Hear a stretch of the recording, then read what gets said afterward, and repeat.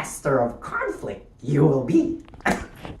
My name is Jansen Azarias, CEO of Higher Ground. No, I'm not Master Yoda. To all of you who supported our Arizona Gives Day campaign yesterday, thank you very much. It was much appreciated. So like I said, this week we are going to talk about conflict and reframing conflict and how to turn conflict into something that is actually healthy and an opportunity for growth. So let's talk about what it actually looks like. So the first part is we have to be calm and compassionate in our communication, especially if you are the mediator between two people.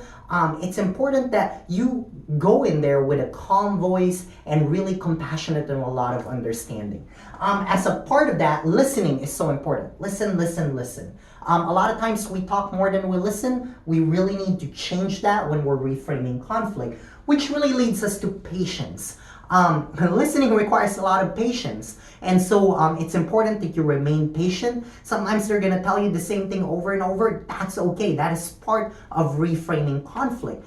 So when it comes to that, you need to be able to acknowledge feelings as you're listening to them without bias. We need to remember, all feelings are valid. You can't stop a person from feeling something. Now, that doesn't mean that that feeling is appropriate for the context or the situation, nor does that mean that because they're feeling something intensely, it makes them right.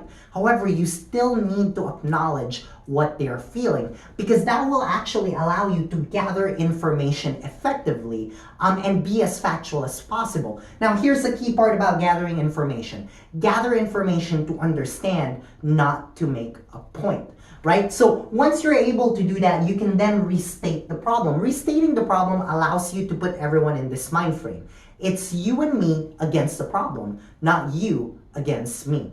Now, when you're able to do that, you can then go to solution-oriented conflict, which then you ask for solutions. As human beings, we like solutions that we come up with, so you need to be able to use that in conflict reframing. Now, when you do this, always do a follow-up. We like to say things in the moment, but that doesn't mean we're gonna do it. So when you do the follow-up, when you need to tell truth, remember to go back to the first part. Tell truth kindly. Be calm and compassionate, right? There's a way to deliver truth without necessarily being aggressive and abrasive about it.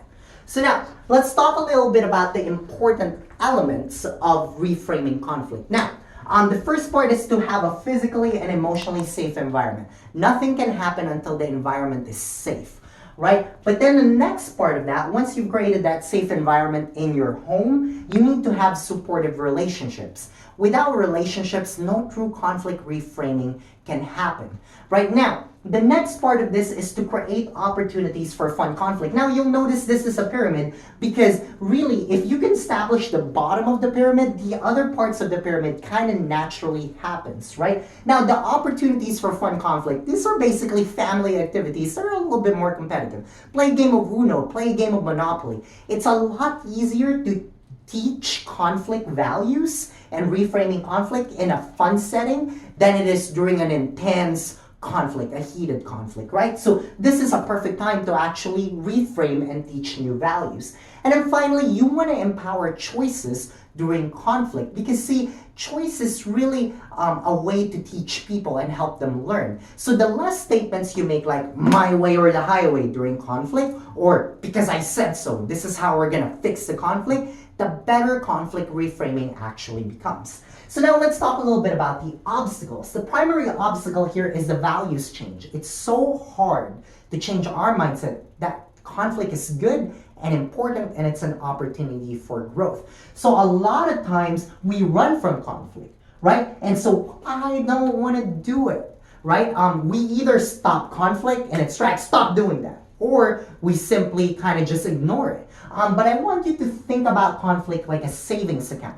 The more you invest in it, the better it is. The more money you can pull out on the bigger conflicts that are bound to arise. So in that part, sometimes it's just really hard to exercise that self-control to not get upset. But again, go back to the investing mindset.